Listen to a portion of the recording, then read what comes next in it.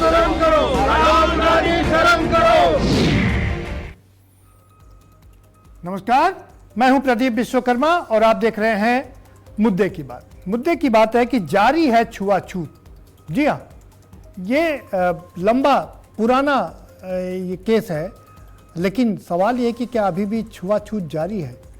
हम बात करें अगर इसके इतिहास की तो 500 ईस्वी में यानी कि गुप्त काल के बाद ये जो छुआछूत है वो बहुत मजबूत होता गया और इसने अपने पैर इतने ज़्यादा गड़ा लिए कि बाद में बहुत मुश्किल होता गया और इसको देखते हुए इसको ख़त्म करने की कोशिश की गई। जैसे ही देश हमारा आज़ाद हुआ 1950 में पहला अस्पृश्यता कानून बना और इसको समाप्त करने की कोशिश की गई। 1955 में इसकी कानून के जो का प्रावधान है और थोड़े कड़े किए गए और उसके बाद 1967 में इसको एक आत्मसम्मान का विषय बनाते हुए इसको और भी मजबूत किया गया। यानी कि कोशिश ये की गई कि किसी तरीके से देश में जो अस्पृश्यता है उसको ख़त्म किया जाए, लेकिन गाहे बगाहे आज भी ये हमारे सामने देखने को मिल जाती है। अखिलेश यादव ने इसमें एक बहुत बड़ा आरोप लगाया। उन्होंने कहा कि वो पहले अपने आप को शूद्र नहीं मानते थे, लेकिन जब वो 5 KD से निकले, यानी कि जब 2017 में उनकी सरकार गई तो 5 KD को गंगा जल से धुलवाया गया। ये बड़ा आरोप था।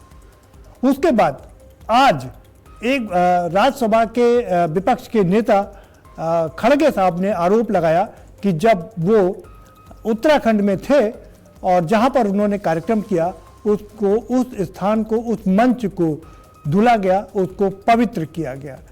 और ये बात उन्होंने राज्यसभा में सबके सामने कही, चेयरमैन के से बात कही।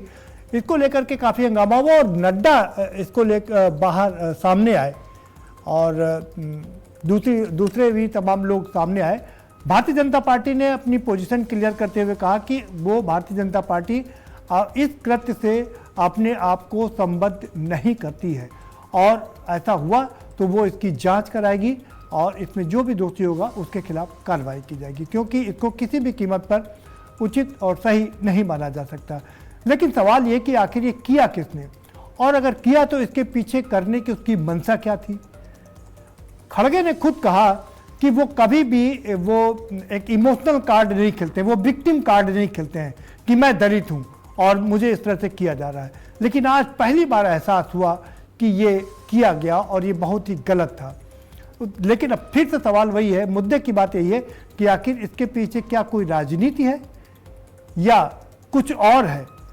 ये दबी कुचली अभी भावनाएं लोगों के मन में हैं, ये इस पर चर्चा करेंगे। हमारे साथ में खास मेहमानों का एक पैनल जुड़ चुका है। जरा आज दिन भर क्या हुआ सुन लेते हैं, किसने क्या कहा, क्या खड़गे साहब ने क्या कहा, JP नड्डा साहब ने क्या कहा, बाकी लोगों की क्या प्रतिक्रिया रही वो जरा सुन लेते हैं। किसी समाज का, किसी धर्म का नाम नहीं लिया, सिर्फ मैं लोगों के समस्याओं को वहां पर बताया।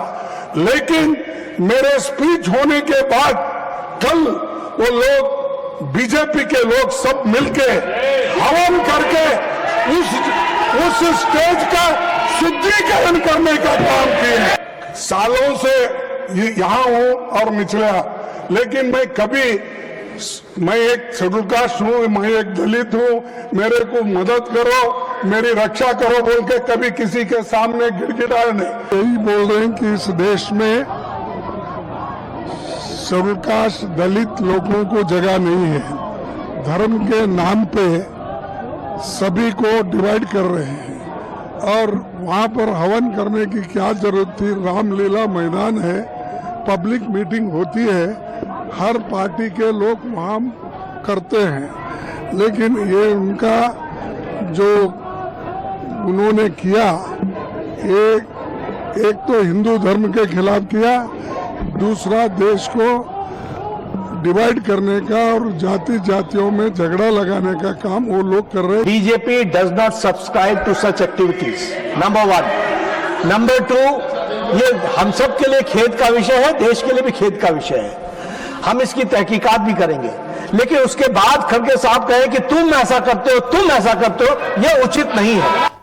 जी, नड्डा साहब ने साफ कर दिया कि हम इस बयान से मतलब ये जो हुआ है उससे भारतीय जनता पार्टी कतई अपने आप को संबद्ध नहीं करती है, बिल्कुल गलत है और हम इसकी जांच कराएंगे और जिसने भी किया है ये गलत किया है, ऐसा नहीं होना चाहिए था। लेकिन सवाल ये है कि आखिर ये किया किसने? खड़गे साहब आरोप लगा रहे हैं कि भारतीय जनता पार्टी के लोगों ने किया। वो कह रहे हैं कि मेरी उम्र 82 साल करीब हो रही है, आज तक कभी हमने कोई विक्टिम कार्ड नहीं खेला।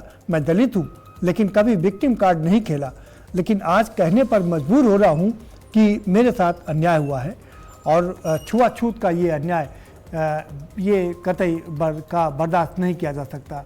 भारतीय जनता पार्टी जानती है कि एक इस छोटे से बयान, ये छोटा सा बयान देश में आग लगा सकता है और ये चुनावी जो वो है उसको पूरा चुनावी बाजी को पूरी तरीके से पलट सकता है। देखिए हमारे देश में दो बहुत महत्वपूर्ण मुद्दे हैं, एक अनटचेबिलिटी और दूसरा है आरक्षण। अगर आपने आरक्षण को छू लिया तो आप समझ लीजिए आपने जलते आग में हाथ डालने का काम किया है। क्योंकि आपको याद होगा जब बिहार का चुनाव चल रहा था, सिर्फ मोहन भागवत ने इतना कह दिया था कि आरक्षण का वो होना चाहिए, फिर से इसको एक बार देखना चाहिए कि आरक्षण की ज़रूरत है कि नहीं है, और भारतीय जनता पार्टी पूरी तरीके से चुनाव हार गई थी। उसी तरीके से ये दलितों का मुद्दा है, अस्पृश्यता का मुद्दा है, अनटचेबिलिटी का मुद्दा है। अगर ये बात, चूंकि वो दलित है और ये बात फैल गई तो भारतीय जनता पार्टी के लिए बहुत मुश्किल हो सकता है, क्योंकि दलितों ने और पिछड़ों ने भारतीय जनता पार्टी की सरकार बनाने में अहम किरदार निभाया है। 2014 में जब से मोदी जी ने कहा कि वो पिछड़े वर्ग से आते हैं, उनकी माँ बर्तन मांगती थी और वो पिछड़े वर्ग से आते हैं, उसके बाद से पिछड़ों ने और दलितों ने मिल करके उनको जो मजबूती दी वो उसने भारतीय जनता पार्टी को 3 से लेकर के 303 तक पहुंचा दिया। और इतना ही नहीं, 2 बार बहुमत की सरकार बनाई, तीसरी बार भी सरकार बनाई। ये अलग बात है कि इस बार राहुल गांधी ने ये कहते हुए कि संविधान को बदलने की कोशिश की जा रही है और संविधान में ही दलितों पिछड़ों को अधिकार मिला हुआ है, उसको लेकर के जनता के पास गए और जनता ने विपक्ष की आवाज़ सुनी। हालांकि पूरी तो नहीं सुनी, लेकिन फिर भी लंगड़ी सरकार बना दी। 240 सांसद लेकर के आए और मोदी जी ने सरकार बनाई। कहाँ तो नारा था 400 के पार, 400 के पार के नारे को 240 पर ला करके लटका दिया है। तो ये एक बड़ा सेंसिटिव मुद्दा है और क्या ये बड़ा मुद्दा बनेगा? क्या कांग्रेस इसको एक बड़ा मुद्दा बनाएगी या भारतीय जनता पार्टी इसके खिलाफ कैसे इससे बचाव करेगी? ये देखना काफ़ी दिलचस्प होगा। ये बहुत ही महत्वपूर्ण है और आज के मुद्दे की बात यही है। और दूसरा सबसे बड़ा मुद्दा है, क्या छुआछूत आज भी जारी है? मैंने आपको पहले भी बताया कि कैसे अस्पृश्यता, जैसे ही देश आज़ाद हुआ, चूँकि हमारे पहले प्रधानमंत्री जवाहरलाल नेहरू सोशलिस्ट थे और वो समाजवाद को बहुत प्यार करते थे, इसलिए पहले 1950 में उन्होंने इसको लेकर के कानून बना दिया और कानून बनते बनते 1967 तक इसमें कड़े प्रावधान कर दिए गए। हमारे साथ में कुछ खास मेहमान जुड़ चुके हैं, जरा हम उनका परिचय आपसे करा देते हैं। हमारे साथ संत प्रकाश जाटव जी जुड़ चुके हैं, भारतीय जनता पार्टी के नेता हैं। जाटव साहब, बहुत स्वागत है आपका। हमारे साथ प्रदीप माथुर साहब जुड़ चुके हैं, कांग्रेस के बहुत वरिष्ठ नेता हैं, पूर्व सांसद हैं, आपका भी बहुत खैर मकदम है। पूर्व बीएसपी मंत्री कमलाकांत गौतम जी जुड़ चुके हैं, बहुजन समाज के नेता हैं और पूर्व कैबिनेट मंत्री रहे, वित्त मंत्री रहे हैं, बहन जी के बड़े करीबी हैं और साथ ही साथ में बाबा साहब के साथ में भी उन्होंने, कांसी राम जी के साथ में भी बहुत उन्होंने काम किया है, जमीन से जुड़ करके काम किया। आपका भी बहुत स्वागत है कमलाकांत गौतम जी। शिशिर चतुर्वेदी जी हमारे साथ में जुड़ चुके हैं, प्रवक्ता हिंदू महासभा के, वो हिंदुओं की बात बहुत ढंग से उठाते हैं, आपका भी स्वागत है। महेश यादव जी हमारे साथ में जुड़ चुके हैं, समाजवादी पार्टी के नेता हैं और प्रदेश सचिव हैं। सबसे पहले प्रदीप माथुर जी के पास है। प्रदीप माथुर जी, ये आज जो संसद में हुआ, आज जिस तरीके से खड़गे साहब ने कहा कि हम कभी भी विक्टिम कार्ड नहीं खेलते हैं, मैं दलित हूं, कभी भी विक्टिम कार्ड नहीं खेलता हूं, लेकिन आज पहली बार एहसास हुआ, आज पहली बार ये हुआ कि जहां पर मैंने कार्यक्रम किया था उस स्टेज को पवित्र किया गया। क्या लगता है कि ये कैसे देखते हैं आप इस पूरे मामले को? देखिए, ये बहुत अनफॉर्चुनेट बात है जी। हमारे माननीय मल्लिकार्जुन खड़गे साहब कांग्रेस पार्टी के राष्ट्रीय अध्यक्ष हैं और वो बिल्कुल सही कहा, वो कभी भी विक्टिम कार्ड नहीं खेलते, कभी दलित और हाई कास्ट के बारे में कोई बात नहीं करते, अनटचेबिलिटी की बात नहीं करते। और वो सिर्फ स्थिति ये है कि वो हल्द्वानी में के आए और भारतीय जनता पार्टी के लोगों ने उस मंच पे हवन किया, उसका शुद्धिकरण किया। और इनके नड्डा साहब पार्लियामेंट में कहते हैं हमें नहीं पता, हम खेद मांगते हैं, उनको पनिश करें। पार्टी की ये पुरानी आदत है कि वो इस तरह की काम करने के बाद ये तीर छोड़ देती है और फिर अब विड्रॉ कर लेती है। आपके देखती है कि उसकी प्रतिक्रिया समाज में क्या जा रही है। इलेक्शन सिर पर है, इसी तरह के काम वो करेगी जिससे जनता को दिग्भ्रमित कर सके और जनता में कंफ्यूजन पैदा कर सके। और इनके नेता माफी मांगते रहेंगे और ये मैसेज देते जी। ये भी एक टैक्टिक है इनकी पोलराइजेशन करने की। जिस तरह ये हिंदू मुस्लिम साइड खेलते हैं, पोलराइज करते हैं, इसी तरह इन्होंने इस तरह का अनटचेबिलिटी हाथ डाल के हायर कास्ट को एक बात करी है। और ये लोग आप पता करेंगे तो इन्हीं के लोग निकलेंगे, इनके चाहे बड़े कुछ भी कहते रहें। जी चलिए, हमारे साथ में कमलाकांत गौतम जी भी जुड़े हुए। कमलाकांत गौतम जी, आप तो बहुजन के नेता हैं, आपने कांशीराम जी के भी साथ में काम किया है, अंबेडकर जी के साथ को भी देखा है लंबे समय तक। 1950 में ही ये अनटचेबिलिटी का कानून बन गया था। देश के पहले प्रधानमंत्री जवाहरलाल नेहरू ने, जो कि सोशलिस्ट थे, वो उन्होंने ये कानून बना दिया था। 1967 तक इस कानून में बहुत कड़े प्रावधान कर दिए गए। लेकिन क्या लगता है कि आज भी ये कि कहीं ना कहीं दबे छुपे कुचले रूप में आपको दिखाई पड़ जाता है? अपने आप को अनम्यूट कर लीजिए कमलाकांत गौतम जी। जी अपने, हाँ ठीक है, आपकी आवाज आ रही, ठीक है। मैं सभी प्रवक्ता साथियों को हाथ जोड़कर जय भीम नमस्कार करता हूं जी। और मैं आपने आपके चैनल में जो मुद्दा उठाया है इसके लिए बहुत बहुत आपको साधुवाद देता हूं। आपको मालूम होना चाहिए, साथियों को मालूम होना चाहिए, हमारे सारे साथी विद्वान साथी बैठे, कोई साधारण साथी नहीं बैठे, सब विद्वान साथी बैठे हैं। मैं तो एक छोटा कार्यकर्ता हूँ। आपने मेरी प्रशंसा करा, इसके लिए धन्यवाद। अरे नहीं, आप प्रशंसा के काबिल, आपने काफी काम किया भाई जी। 1927 की घटना जी, 20 मार्च 1927 की घटना, महाराष्ट्र में परम पूज्य बाबा साहब अम्बेडकर जब महाड़ तालाब में पानी पीने के लिए गए थे, जहां पर कुत्ता और सुअर पानी पी सकता था, लेकिन ये अछूत समाज के 80 समाज के लोग छूत नहीं पी सकते थे। उसको शुद्धिकरण किया गया और शुद्धिकरण करने में 108 घड़े से, इसमें देखो बाबा साहब किताब में दिखा रहा हूँ आप जी, 108 घड़े से इसको शुद्धिकरण किया गया। तो 108 घड़े पानी तालाब से निकालकर बाहर फेंक दिया और पंचगौ गाय का गोबर, मूत्र, दूध, दही और घी के घड़े भरे हुए कुछ घड़े पुरोहितों के मंत्रोच्चारण के बाद साथ तालाब में डाले गए और कथित रूप से शुद्ध करने का कर्मकांड किया गया। और ये घटना 20 मार्च जो है ये 1927 की है। पुनरावृत्ति फिर की गई जब बाबा साहब अम्बेडकर का पान किया गया था। तो ये घटना रिकॉर्ड में रखा है, पुस्तक में है, बाबा साहब अम्बेडकर की पूर्ण संगत में आपको दिखा रहा हूँ। इसमें लिखा हुआ है कि 108 घड़े निकाले गए और फिर इसमें 108 घड़े का पंचगत मिलाया गया, शुद्धिकरण किया गया और इसमें जो 5 चीज मिलाई गई तो शुद्ध हुआ। तो मतलब ये पशु, सुअर और कुत्ता भी पानी पी सकता था, लेकिन परम पूज्य बाबा साहब ऐसे विद्वान पानी नहीं पी सकते थे, इसीलिए इनको अपमानित किया गया। फिर इसके बाद आपको 77 की बात है, राजनारायण की मूर्ति को शुद्ध करने गए, जगजीवन राम जी गए, इनको यहाँ पर शुद्धिकरण किया गया। फिर हमारे मुख्यमंत्री जो अखिलेश जी को जब हुआ 17 में घटे, शुद्धिकरण किया गया। मैं बताना चाहता हूँ, अपील करना चाहता हूँ कि मेरी बात को सीरियस ले कि ऐसा क्यों होता है जी? जब व्यवस्था के मुताबिक संविधान में व्यवस्था है कि धर्मनिरपेक्ष राज है, सारे साथियों सारे धर्मों का राज है, तो हम लोग अनुसूचित जातियों को जो बाबा साहब अम्बेडकर ने कुछ रियायत देकर हम लोग समानता के लिए व्यवहार करके आगे बढ़ाने का प्रयास किया है।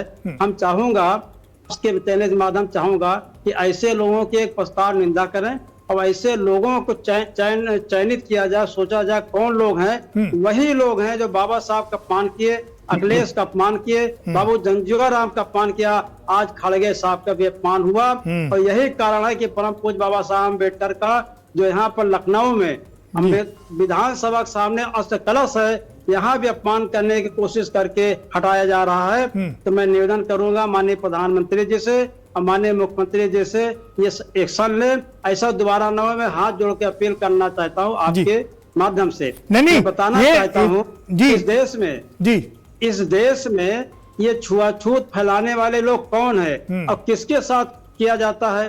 तो जिसके साथ किया जाता है ये कौन है, करने वाला कौन है, ये बिल्कुल स्पष्ट होना चाहिए। तो समाज अब जान गया है, समझ गया है। तो ऐसे लोगों की निंदा होनी चाहिए और ऐसे लोगों को संविधान के विरुद्ध जो काम करते, असमानता फैलाते हैं जी। और ये एक छोटे आदमी नहीं थे, एक कैबिनेट मंत्री का स्तर में हुआ है, राज्यसभा कितने सीनियर साथी हैं खड़गे साहब, जो इनका अपमान किया गया, राष्ट्रपति का अपमान किया गया, दो राष्ट्रपति गए थे मंदिर में, इनका अपमान किया गया, बाबा साहब का अपमान किया गया, अखिलेश जी का अपना अपमान किया गया, जगजीवन बाबू का अपमान किया। कब तक अपमान करेंगे भाई साहब लोग। मैं इनसे निवेदन करूंगा, आप लोग अपने पार्टी में अपने कार्यकर्ताओं को समझाइए बुझाइए कि हम लोग भी जानवर की तरह न देखें, हम लोग भी इंसान है, इंसान तरह हम लोग भी जीने का नहीं के गौतम तो कमलाकांत गौतम जी, अरे आप लोग इंसान क्या मतलब, आप लोग हम सब एक बराबर हैं, आप अपील क्यों कर रहे हैं भाई। आप तो आइए, आपका अधिकार है, ये आपका हक है और ये अधिकार और हक आपको। अरे जब खड़गे साहब ऐसे बड़े नेता, कांग्रेस के राष्ट्रीय अध्यक्ष साथ ये है, हम लोग छोटे लोग हैं, हम लोग साथ तो करने में तो 1 मिनट लगेगा और होता भी है। मैं उदाहरण देना चाहूंगा, बहुत उदाहरण देना चाहूंगा, लेकिन मैं इस मौका नहीं उदाहरण देने का अपमान। और मुझे आप माननीय प्रदीप विश्वकर्मा जी, आपको याद होगा कि परम पूज्य बाबा साहब अम्बेडकर का जब आप के न्यूज में थे तो मेरा एक इंटरव्यू लिए थे संविधान दिवस के अवसर पर 26 नवंबर 2021 को, जब महामहिम राष्ट्रपति जी तत्कालीन राष्ट्रपति आए थे, के न्यूज में आप एक इंटरव्यू आया था। तो जिस दिन राष्ट्रपति जी आए थे लखनऊ के ऐश बाग में बाबा साहब के स्मारक को शिलान्यास करने के लिए, उसी दिन बाबा साहब के मूर्ति के रोशनी नहीं जली थी और सारे महापुरुषों की रोशनी जली थी। मैं इसी दिन बोला था। और दूसरे दिन बिल्कुल ठीक है, वो इंटरव्यू मुझे याद है, वो इंटरव्यू भी मैंने ही के साथ अन्याय होता है, बिल्कुल मुख्यमंत्री साथ अन्याय होता है, बाबू जगजीवन राम साहब अन्याय होता है, हमारे साथ अन्याय होता है, सबके साथ अन्याय होता है। लेकिन अन्याय करने वाले कौन है, अन्याय किसके पर होता है, ये शुद्ध होना चाहिए, बिल्कुल होना चाहिए, इस पर बहस होना चाहिए। ठीक है, इसीलिए हम बहस कर रहे हैं कमलाकांत गौतम जी, इसीलिए हम इस पर बहस कर रहे हैं कि आखिर ये रुकता क्यों नहीं है ना, ये करने वाले कौन है, उनकी मानसिकता कौन है, इस पर इसको समझना बहुत ही जरूरी है।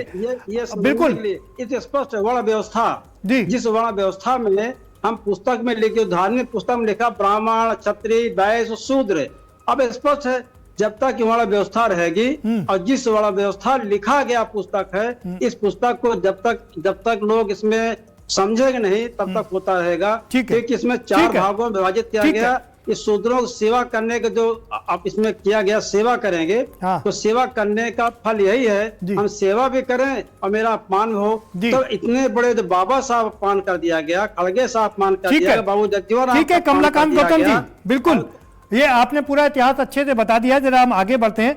शिशिर चतुर्वेदी जी हमारे साथ में जुड़े हुए हैं, प्रवक्ता हैं अखिल भारतीय हिंदू महासभा के। शिशिर जी बताइए भाई, ये पहली बात तो आप ये बता दिए, इस पूरे मामले को कैसे देखते हैं आप? देखिए, ये वही खड़गे जी हैं जो कहते हैं संगी मिले तो नमाज छोड़ देना मुसलमान भाइयों, इनको जूता मारना दौड़ा के। ये वही व्यक्ति हैं जो हिंदू धार्मिक ग्रंथों के खिलाफ और हमारे धार्मिक चिन्हों के खिलाफ, देवी देवताओं के लगातार बोलते आए हैं। और पिछड़े दलित है, विक्टिम कार्ड खेलते आए, अरबपति हो गए, करोड़पति हो गए और पिछड़े के पिछड़े ही रह गए, आगे नहीं बढ़ पाए। ये जो गरीब पिछड़े दलित जो ओरिजिनल है, उनके हकों पे डाका डालने वाले लोग हैं।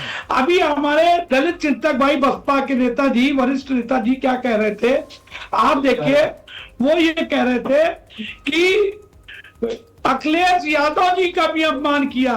अरे आप शायद भूल गए हैं, आपने शायद इतिहास से दूरी बना ली। अरे सुनिए, मैंने आपको ध्यान से सुना, अरे सुन तो लीजिए माँ भैया, अभी आपने मुझे विद्वान का, मैं आपको विद्वान कह रहा हूँ। आप शायद भूल गए, उत्तर प्रदेश में एक घटना घटी, दलित बहन मायावती जी, जिनका हम बहुत सम्मान करते हैं, एक बेहतरीन सरकार उन्होंने चलाई, सदैव मैंने उनका सम्मान किया है जी। ऐसी नेता का स्टेट गेस्ट हाउस खान में बलात्कार करने का प्रयास किया जाता है, उनकी हत्या करने की साजिश की जाती है। मुलायम सिंह यादव और उनके साथ बैठे हुए जो अत्याचारी लोग थे, वो उनके साथ क्या करना चाहते थे। उस वक्त कोई दलित नहीं आगे आया, कोई दूसरा नहीं आया, एक ब्राह्मण ब्रह्मदत्त द्विवेदी आए थे, उन्होंने रक्षा की। अभी आप बहुत बता रहे थे, बाबा साहब अम्बेडकर जी को बता रहे थे, हम बाबा साहब जी का भी बड़ा सम्मान आदर करते हैं। विद्वान किसी भी जाति में पैदा होता है, वो विद्वान होता है। बाबा साहब की पत्नी जिनका उनके जीवन पे बहुत असर था, वो किस जाति, ब्राह्मण थी। और बाबा साहब को पढ़ाने लिखाने शिक्षा दिलाने वालों में कौन थे, ब्राह्मण थे। आप उनकी जीवनी को पढ़िए। आप तो भूल गए खुद अम्बेडकर जी को। अम्बेडकर जी ने कहा था उन मुसलमानों से दूर रहना जिन मुसलमानों के लिए तमाम बातें उन्होंने कही थी। उन मुसलमानों के पक्ष में खड़े होके ये खड़के जी कहते, अरे मेरे नमाजी भाइयों, इनको जूता मारो। अरे अपने उनके आप इतिहास को भूल गए। अम्बेडकर जी ने कहा था आरक्षण की हर 10 साल पे समीक्षा होनी चाहिए, उस अम्बेडकर जी की आवाज को आप भूल गए। ऐसे बहुत से उदाहरण है। हम शुद्धिकरण की बात करते हैं, समर्थन करते हैं, लेकिन कौन से शुद्धिकरण की? हम उस शुद्धिकरण की बात करते हैं। हिंदू महासभा के हम नेता है, हमारा नारा है कि जात पात की करो विदाई, जात पात की करो विदाई, हिंदू हिंदू भाई भाई। हम ये नारा देते हैं। और आपको मेरे व्यक्तिगत बारे में अगर पता करना हो तो आप पता कीजिएगा, लखनऊ उत्तर प्रदेश में दलितों पे जब अत्याचार होता है तो बहन मायावती जी की एक आवाज नहीं निकलती। आज के दौर में जो चंद्रशेखर रावण जी मूछें यूं करके घूम रहे हैं ना, वो नहीं बोलते। दलितों की रक्षा के लिए 4 मुकदमे दर्ज हुए भाई पे आपके। दलित भाई को एक मुसलमान मुंह में पेशाब किया था, इंदिरानगर थाने में पाया दर्ज है। मैं क्या, उस दलित भाई को जमीन में बैठाया था मुसलमानों ने, मैंने उसको कुर्सी दी, उसको सम्मान दिलाया। और करेंगे, दलित मेरा भाई है, उसके सम्मान की रक्षा के लिए हम लड़ेंगे।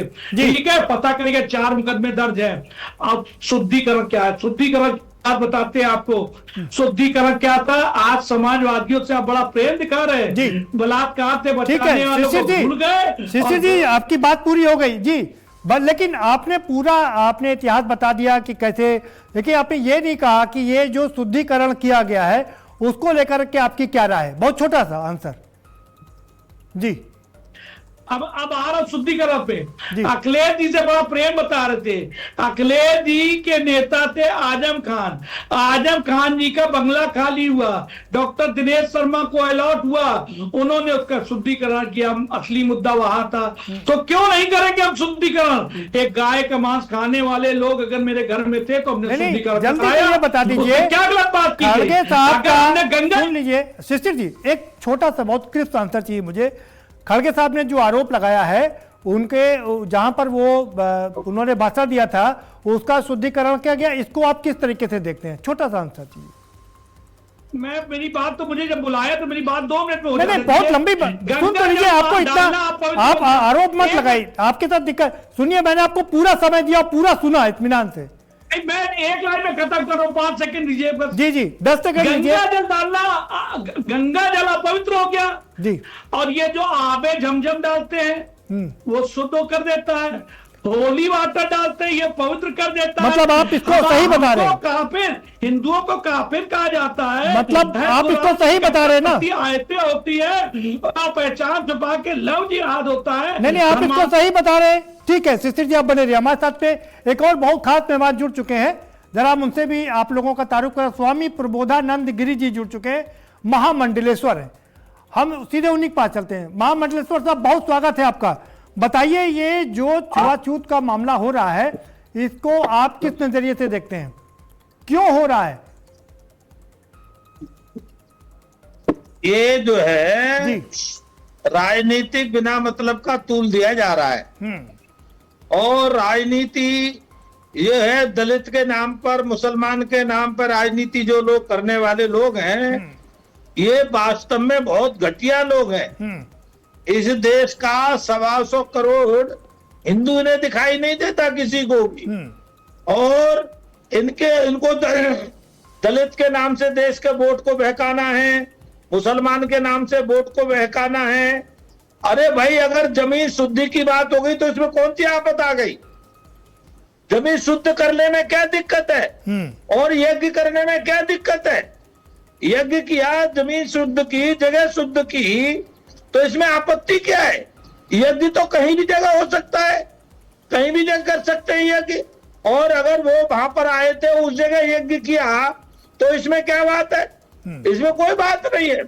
लेकिन है क्या, ये देश के नेता हिंदुओं को बांटना चाहते हैं। दलित के नाम पर घटिया राजनीति करके केवल हिंदुओं को बांटने का काम करते हैं।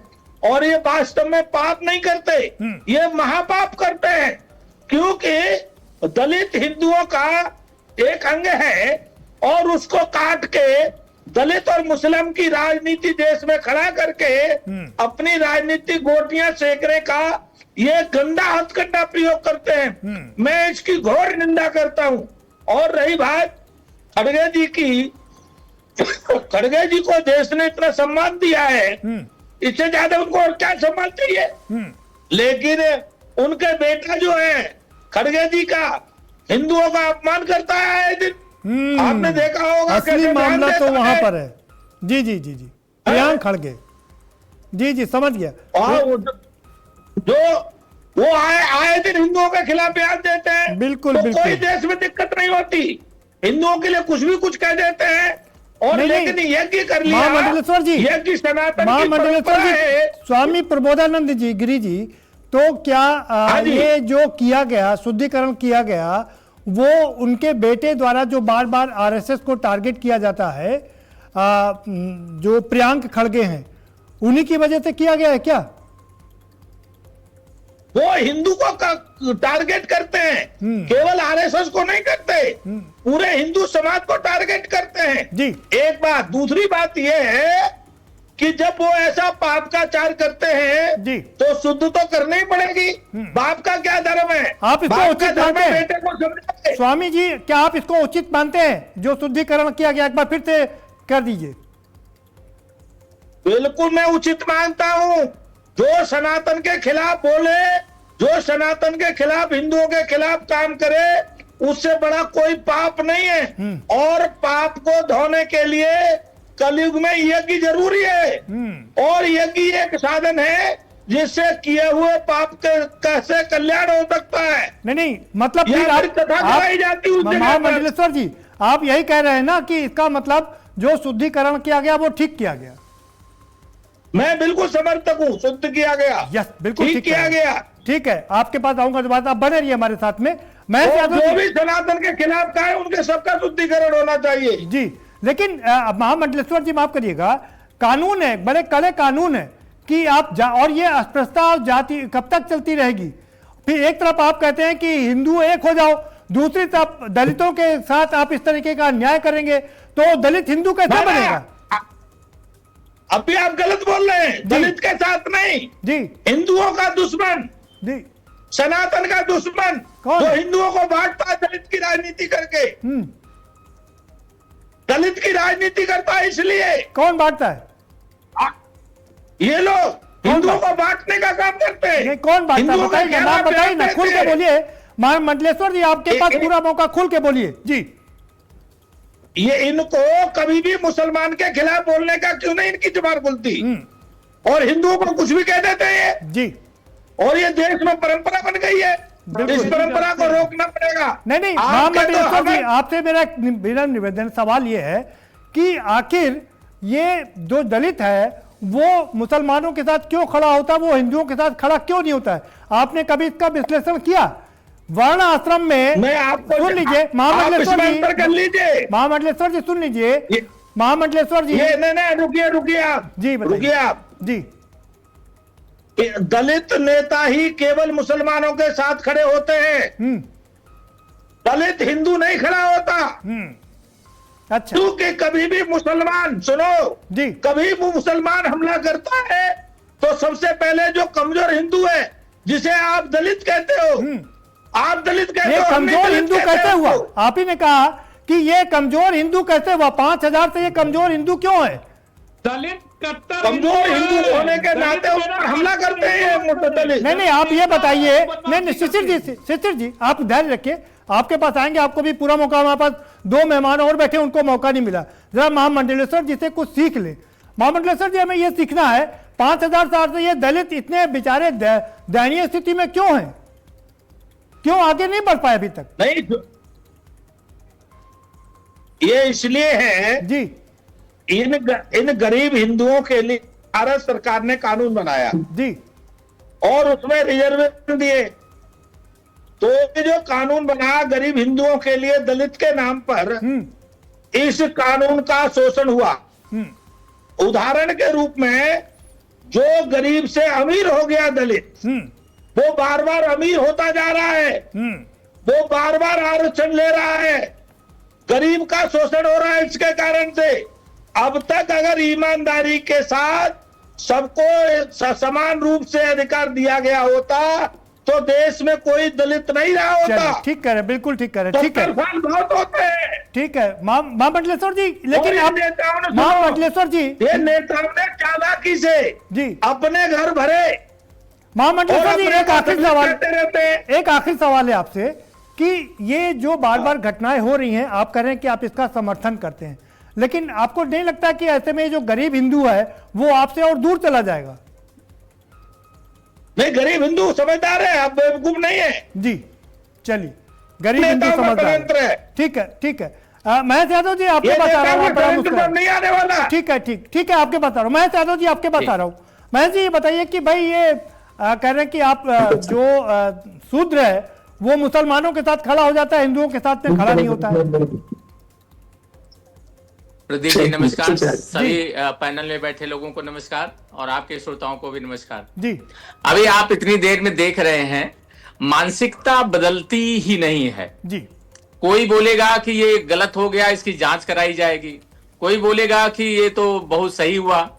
आज भी मैं आपको बताऊं, मैं गांव से ताल्लुक रखता हूं, आज भी गांव में जो शेड्यूल कास्ट का एक जाति का उस पर लगा है, आप देखेंगे तो उनके साथ सुधार तो हुआ है, लेकिन आज भी ऐसे व्यवहार होता है। माननीय अखिलेश जी जब मुख्यमंत्री पद गया, उनका पूरा आवास धोया गया, गंगा जल से धोया गया। पिछले लोकसभा चुनाव के दौरान कन्नौज में एक मंदिर में चले गए, जाने के बाद मंदिर धोया गया। आज खड़गे साहब के साथ हुआ और ना जाने प्रतिदिन, एक घटना नहीं है, ये मामला खड़गे साहब का है और उन्होंने बोल दिया, इसलिए ये थोड़ा सा चर्चा में आ गया। कहीं चले जाइए, आज भी गांव में ऐसे ही दुर्दशा है। आप बर्तन छू जाए, बर्तन में पानी नहीं पिया जाता, खाना साथ में नहीं खाया जा सकता। नाटक होता है चुनाव के समय। आपने कभी और देखा कि कोई जाकर के दलित बस्ती में चुनाव के इतर कभी कोई खाना खाया हो? लेकिन चुनाव आता है तो आप देखेंगे इतने दलितों को बुलाया गया। माननीय प्रधानमंत्री जी, दलित बहन मायावती जी का के पास हत्या करने के लिए क्यों करते आपके नेता? शिशिर जी प्रेम बता रहे हैं। शिशिर जी, नहीं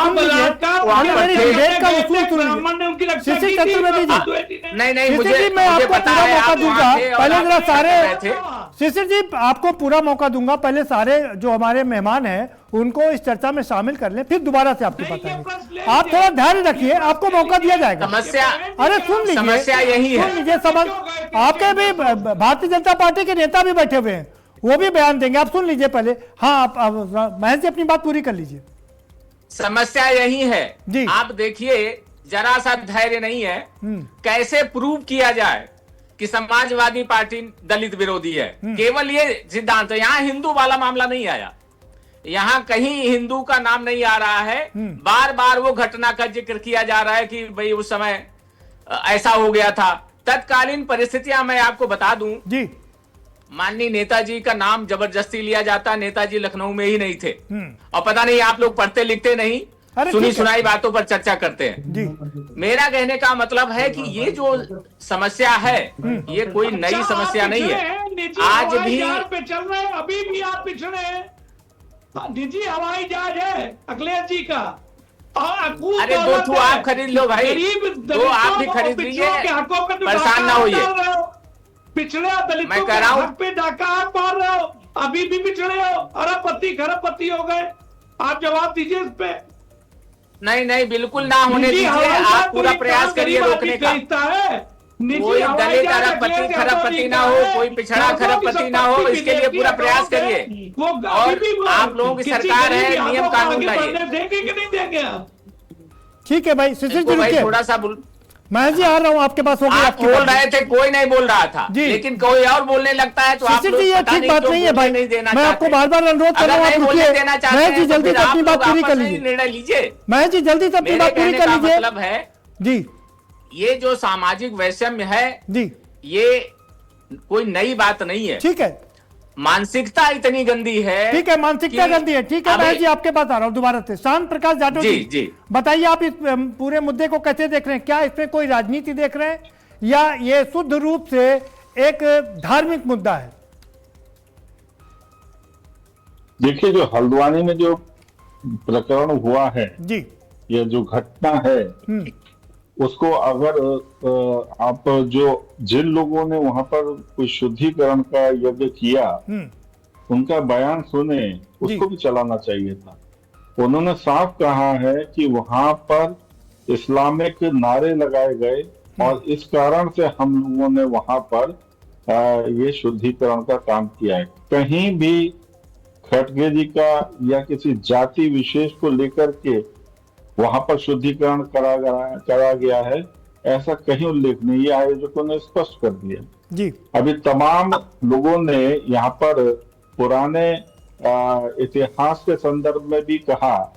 मैं आपको बता दूं, इतिहास बताने से पहले, मैं स्वयं अनुसूचित जाति से हूं, शेड्यूल कास्ट हूं और तथाकथित दलित हूं।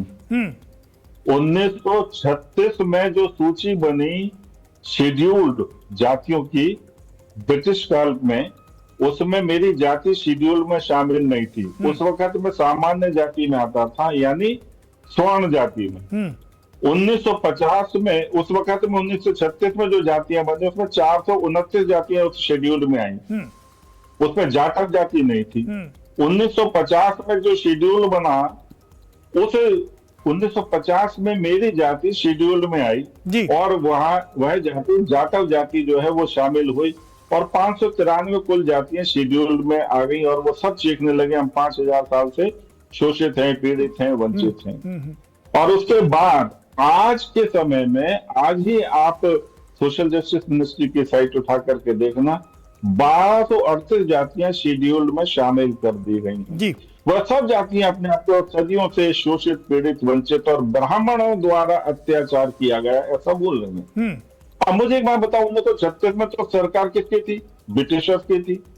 और लखन पासी, जो पासी जाति है, लखनऊ के जो राजा हैं, जो हैं, जिनके नाम से लखनऊ का नाम लखनऊ हुआ है, वो पासी जाति, वो राजपूत जाति थी और वो भी शेड्यूल में आ गई। इसी तरीके से, एक सेकंड सुन लें, बहुत महत्वपूर्ण बात बता रहा हूँ। नहीं, पूरा इतिहास शांत प्रकाश जी, पूरा इतिहास बताने बैठेंगे ना तो हमारा पूरा 1 घंटे का समय चला जाएगा। मेरे से पहले कुत्ता, बिल्ली, बंदर पानी नहीं पी पाते थे और वो पानी की आपने पूरी कहानी सुनाई। और जो मैं आपको इतिहास आंकड़ों वाली बता रहा हूँ, आंकड़ों सहित दे रहा हूँ, उसको सुनने में आपको परेशानी हो रही है। पूरा इतिहास मत बताइए, आप कंटेक्स्ट में बताइए। आप एक चीज देखें कि आप आज किसी भी प्रकार से, आज मल्लिकार्जुन खड़गे जी को किसने कहा कि ये जातिवाद के आधार के कारण जो है ना वहां पर जो है ना शुद्धिकरण किया गया? उस आयोजकों ने स्पष्ट कर दिया और उसके बावजूद आप शेड्यूल कास्ट कमीशन को शिकायत नहीं कर रहे हैं, आप उसकी FIR नहीं करा रहे ताकि SC एक्ट के अंतर्गत उसके खिलाफ कार्रवाई हो, क्योंकि वहां पर आपके पास में एक ऐसा प्रूफ नहीं है जो ये सिद्ध कर सके कि किसी जाति विशेष के व्यक्ति को या उन लोगों को अपमानित करने के लिए वहां पर इस प्रकार का कृत्य किया गया। वो साफ कह रहे हैं कि इस्लामिक नारे लगे हैं और हमें यह बर्दाश्त नहीं है, हम वहां पर उसको। प्रदीप माथुर जी के पास चलते हैं। प्रदीप माथुर जी, शांत प्रकाश जाटव जी के 3 बड़े गंभीर आरोप हैं, आपने सुना, क्या कहेंगे कि पुलिस ने रिपोर्ट नहीं कराई, मुसलमानों के खिलाफ नारे लगाए जा रहे थे, इसलिए उसका शुद्धिकरण किया गया, खड़गे जी के लिए नहीं किया गया। के पक्ष में लगाए जा रहे थे, खिलाफ नहीं, पक्ष में। ये बात इसलिए जी ये बात गलत क्या है? मुसलमानों के खड़गे जी के जाने के बाद उसका शुद्धिकरण किया गया जी। इससे सीधे सीधे यही दर्शाता है कि उन्होंने ये जाति विशेष के प्रति इस तरह की दुर्भावनापूर्ण किया है। भारतीय वो शंका छोड़ती रहती है, जैसे मैंने पहले कहा, उसका ध्यान भटकाने के लिए, राम मंदिर की चोरी से ध्यान भटकाने के लिए, इलाहाबाद चोरी से ध्यान भटकाने के लिए शगुफा छोड़ दिया कि जो पेपर लीक का मामला चल रहा था उससे ध्यान भटकाने के लिए मैं ये शगुफा छोड़। स्थिति क्या है, ये शगुफाखोर पार्टी है और कोई ना कोई मुद्दे को मुख्य मुद्दे भटकाने की बात करती है। कुछ नहीं तो खड़गे साहब वहां गए, उसको वहां पे हवन करा दिया, वहां का शुद्धिकरण करा दिया।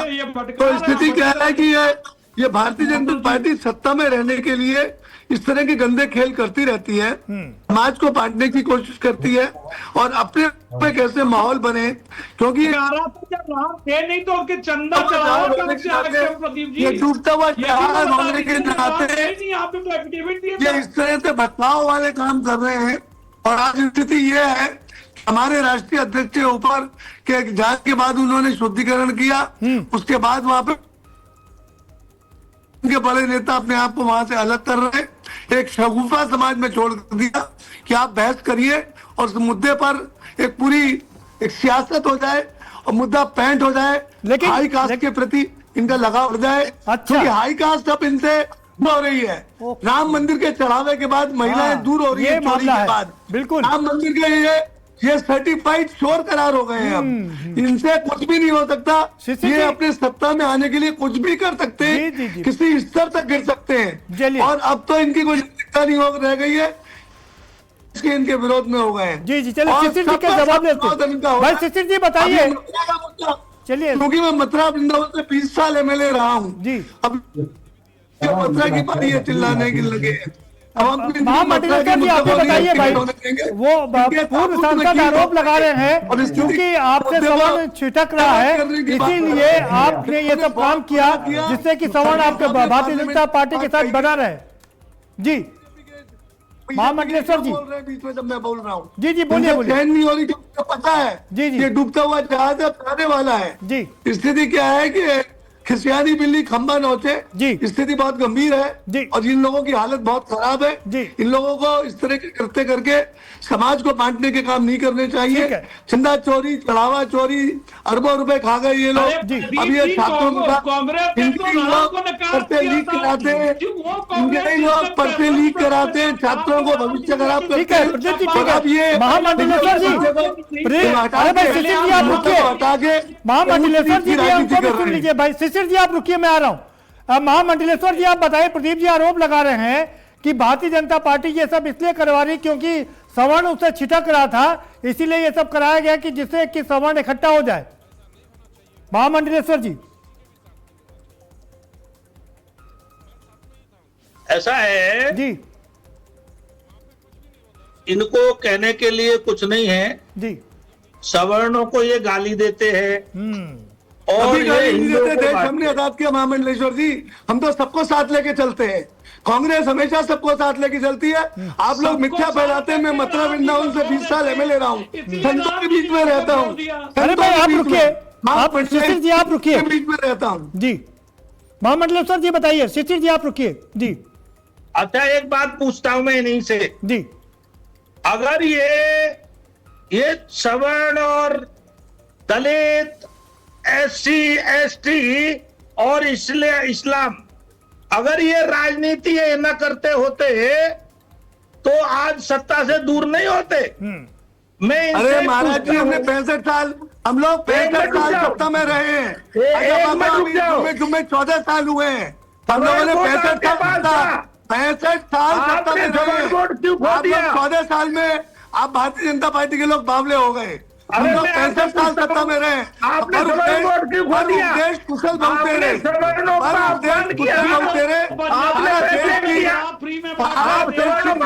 हमने बनाई। जिस देश में सुई नहीं बनती थी, आपने तो हिंदू मुस्लिम, मुस्लिम हिंदुस्तान पाकिस्तान, घृणा, और जी। समाज को बांट के आपने सत्यानाश कर दिया देश का। जी चलिए महामंडलेश्वर जी। हिंदू मुस्लिम तो कांग्रेस ने की, और वो हमने नहीं कांग्रेस ने हिंदू करी मुस्लिम महाराज जी, हमने नहीं करी। हिंदुस्तान हमने तो देश को बनाया, आपने बनाया हिंदू मुस्लिम करके। आपने कांग्रेस ने देश को बनाया, पाकिस्तान किसने बनाया? पहले हम लोग इस तरह की बातें नहीं करते थे। हम लोग सिकुलर, हम लोग धर्म निरपेक्ष लोग हैं। हिंदू मुस्लिम सिख ईसाई आपस में भाई भाई, हिंदू मुस्लिम सिख ईसाई आपस में भाई भाई। महाराज जी चिड़िया पर देश को खा गए। आप भगवान राम के चंदा इकट्ठा किया, उसे चोरी कर जी पर पानी में डूब करना चाहिए। जहाने तो खा गए प्रधानमंत्री कोई जवाब नहीं है। आपको तो जवाब की जनता देगी जब आपको सत्ता से बाहर करेगी। महामंडलेश्वर जी, आप लोगों को तो पूजा करनी चाहिए। आप संतों को तो पूजा पाठ करनी चाहिए। आप लोग राजनीति में आ गए, आप लोगों का राजनीति में कोई काम नहीं है। आप लोगों को तो भगवान की भक्ति करनी चाहिए। आप गोली चलवा दो, संतों का काम भक्ति करना है, समाज को दिशा दिखाना है, गोली चलवा दो, राजनीति करना है। महाराज राजनीति भगवान की भक्ति करिए, समाज को ठीक रास्ता है दिखाइए। प्रदीप जी, ठीक है। अब महामंडलेश्वर जी आप ही रुकिए, दोनों लोग रुकिए। ये ठीक बात है कि मामला बढ़ता ही जा रहा है। जरा कमलाकांत गौतम जी का रुक करते हैं। कमलाकांत गौतम जी, आप ये बताइए कि भाई कह रहे हैं कि जो वहां पर मुस्लिमों के खिलाफ नारे लग रहे थे, मुस्लिमों के डिस्टर्ब करेंगे जी, तो यहाँ नहीं बोलने दे रहे हैं, आपके मंच से नहीं बोलने दे रहे हैं जी, तो आप समझ लीजिए आप कौन नहीं डिस्टर्ब बोल कौन रहे हैं। कर रहा है, सब लोग समझ बराबर लीजिए से बोल रहे हैं। कमलाकांत गौतम जी, सब लोग बराबर से बोल रहे हैं। अरे ये किसी तो को रोक खुली नहीं रहा। मैं हूं। गुंडागर्दी कर रहे हैं, जी दूसरे को बोलने शुरू हो नहीं गए, देते। शुरू हो गए, जी। शुरू हो गए। ना रुके महामंडलेश्वर घर में बैठ जाओ। पूरे शिशिर जी आप रुके। शिशिर जी आपके पास आ रहा हूँ। कमलाकांत गौतम जी, जरा आप बताइए भाई कि वो कह रहे हैं कि वो खड़गे साहब के लिए वहां पर उसको शुद्ध नहीं किया गया। शुद्ध इसलिए किया गया क्योंकि वहां पर मुसलमानों के फेवर में नारे लग रहे थे, और आप लोग हमेशा मुसलमानों के साथ खड़े होते हैं। आप प्रदीप जी, ये पहले ही होना चाहिए। ये धार्मिक गुरु हैं, समझते हैं ये धार्मिक गुरु हैं जी। और अगर आरएसएस के हैं, बीजेपी के हैं, दूसरी बात है भाई, हाँ। राजनीतिक बात नहीं होना चाहिए इसमें। यहाँ मैं ये कहना चाहता हूँ कि बिना मुस्लिम के नाम लिए इनका खाना नहीं पचता। खाना पचाने के लिए मुस्लिम नाम लेना का बहुत जरूरी है। बिल्कुल। आपको मालूम होना चाहिए महार तालाब में जब 4 लोगों को सजा हुई शिशिर थी। जी बताइए, आ रहा हूँ कमलाकांत जी। शिशिर जी अब आप बताइए, कमलाकांत जी का सीधा आरोप है कि बिना मुसलमानों का नाम लिए आपका काम नहीं चलता। 4 महीने सजा हुई थी जी, जो आपने शुद्धिकरण कराई थी बाबा साहब के साथ। शिशिर जी की आवाज खोल दीजिए भाई। 4 महीने की अंग्रेजों ने सजा कराई। 6 जून 1927 को रिकॉर्ड जाए पढ़िए, आप लोग पढ़िए रिकॉर्ड जाकर, इतिहास पढ़िए, जर्मन के इतिहास और इंग्लैंड के इतिहास। 6 जून को जी 27 को महार तालाब की घटना के कमलाकांत जी फाइनल कमेंट ये बता दीजिए, आखिर इसके पीछे की राजनीति क्या देख रहे हैं आप? देखिए ऐसा है जी, देखिए ये पढ़े लिखे लोगों का एक संघ है। एक पढ़े लिखे लोगों को संघ में पढ़े लिखे वाले पढ़े लिखे काम करना चाहिए, धार्मिक वाले धार्मिक काम करना चाहिए, राजनीतिक ये जो घटना हुई है ना कमलाकांत जी, ये जो घटना हुई है उसको आप किस तरह से देख रहे हैं, क्यों हुई है, इसके पीछे कारण क्या है? कि मैं इस देखता हूँ ये घटना नहीं होनी चाहिए जी, ये घटना नहीं होना चाहिए, बिल्कुल नहीं होना चाहिए।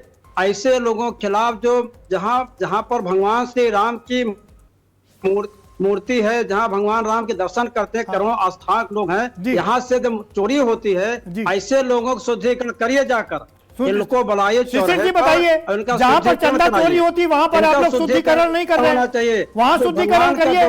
नहीं हो पाया, शिशिर चतुर्वेदी जी बोलिए, बताइए भाई। अब भगवान के दरबार से चोरी करने वाले लोगों को चौराहे बुलाइए, इनका शुद्धिकरण कराइए, तो हम भी आपका समर्थन करेंगे। लेकिन आप सब इनका नहीं शुद्धिकरण कराएंगे, शुद्धिकरण का कराएंगे जहाँ अनुसूचित जात के, चाहे एमपी हो, विधायक हो, मंत्री हो, परम पूज्य बाबा साहब अम्बेडकर हो, ऐसे लोगों को शुद्धिकरण कराए, ऐसे लोगों को शुद्धिकरण कराइए तो भगवान की मंदिर से चोरी करके गए रिकॉर्डेड सब सबूत है, बताइए जल्दी से, कैमरा बंद करके। शिशिर जी आप तक अगर आवाज पहुंच रही है तो अपना फाइनल कमेंट। ठीक है कमलाकांत गौतम जी, आपकी बात हो गई जी, कराइए। हम बहिष्कार बसपा करें। के एक नेता है नसीमुद्दीन जी नसीमुद्दीन जी का शुद्धिकरण होना चाहिए। पूरा बहाना खरीद दिया इनकी पार्टी में रहते हुए। उसपे ये डरते हैं, घबराते हैं जब मुसलमानों का नाम आता है। ये जितने दलित नेता अपने को तथाकथित कहते हैं, दलित तो ओरिजिनल हिंदू भाई है मेरे, लेकिन ये नकली दलित नेता जो है अरे भाई, आप ये ब्राह्मण घबराते डरते हैं इतना है बेचारे कि मुसलमानों के नाम पे पेशाब आ जाती है। तो ये दलित नेता जो बड़े घूम रहे हैं, ये भारतीय आपसे ज्यादा पढ़ा लिखा हूं। दलित की रक्षा मैं में नहीं एडवोकेट जाती है हूं, और ये एडवोकेट। लगातार ये टीवी चैनल पे आप जो है, चिल्लाते हैं। अगर मैं ये दलित इतना नेता हूं, घबराते हैं कि आप ब्राह्मण नेता भाई बात के साथ करिए। कोई कांड ठीक हो है, जाए ठीक तो है इनकी भाई। आवाज नहीं निकलती दलितों की ठीक बात है, ये टीवी पे करते हैं। कमलकांत कोई जी की बात हो मुसलमान गई, कोई शिशिर झगड़ा होता चतुर्वेदी है जी तो ये आपकी बात जाते भी हो नहीं गई। है। ठीक है, इनकी दोनों लोगों पहचान की बात हो गई। अब मेरी बात सुन लीजिए। ठीक है, आप दोनों की बात हो गई। अब जरा मेरी बात भी सुन लीजिए। मामला ये है कि जब देश से अस्पृश्यता का कानून बन गया कि किसी प्रकार के छुआछूत यहाँ पर नहीं होगा, उसके बावजूद भी कभी मुसलमानों के नाम पर हो, कभी किसी के नाम पर हो, इस तरीके का व्यवहार करना क्या उचित है, ये हम लोगों को सोचना पड़ेगा। इसके पीछे की राजनीति क्या है? राजनीति में प्रदीप जी ने बहुत मौजूद बात कही कि चूंकि सवर्ण भारतीय जनता पार्टी से खिसक रहा है, सवर्णों को एकजुट करने के लिए वापस ये इस तरीके से काम किए जा रहे हैं कि जिससे कि वो भारतीय जनता पार्टी में रहे और वो वहाँ पर एकजुट रहे। तो वहीं शिशिर जी और महामंडलेश्वर जी का मानना है कि ये लोग मुसलमानों की शरण में चले जाते हैं, उनके साथ चले जाते हैं। उनको इस बात का बड़ा रंज है, बहुत ही अफसोस है कि वो हिंदुओं के साथ में खड़े नहीं होते हैं। लेकिन सबसे बड़ा सवाल यही है कि आखिर ये छुआछूत कब जाएगी, कब खत्म होगा देश से छुआछूत, कब खत्म होगी इस तरीके की राजनीति?